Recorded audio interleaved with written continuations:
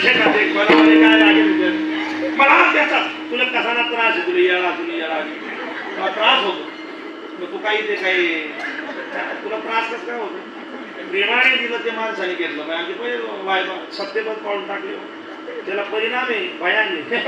याच्यानं आमचा गळा बसतो, तू औषध पे काय गळा बसतो, तू काही मोक्या होय नाही पडत, जाऊ दे तिकडे. काही ताटातून परत पाठवतात, हे चुकीचं आहे. कमीत कमी त्या घराचा आदर केला पाहिजे. चला बा येईल शादी खायला काही आमचंच आहे का करणारी सकाळी ना उठीन करत विचारा, एकाला पूर्णाचा ताट आला तो याचा त्रास होतो मला, कन्याची भाकर टाका म्हणतो तू नेमन गेली पद्धती असतात, शास्त्र आहे त्याला काही विषय नाही. पण जरा ज्याची आवड काही ज्याला जमी ज्याला येते त्याने करून. आणि 90% लोक असा बसले त्यासनी मायना राजमात पुरण्या पोळ्या खायले काय म्हणते तुम्ही असा 90% लोक येत आणि बसेल त्यासनी माया हयात होती तवर त्याचे पुरण्या पोळ्या भेटण्यात बाईगण शिकेल होती. आपण तव्यावरच्या करू तुला येत नाही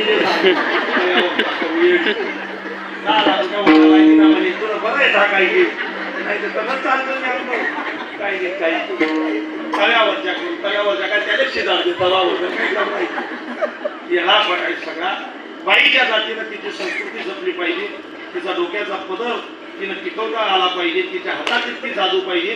50 लोक आले तरी एका तासात कमीत कमी तिला 14 खिचडी करता आले नाही, तिने खाई वाटलाय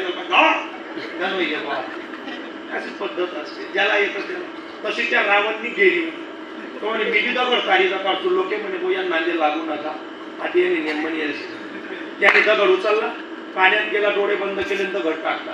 रावणाने जो दगड पाण्यात टाकला तो दगड पाण्यात तरला,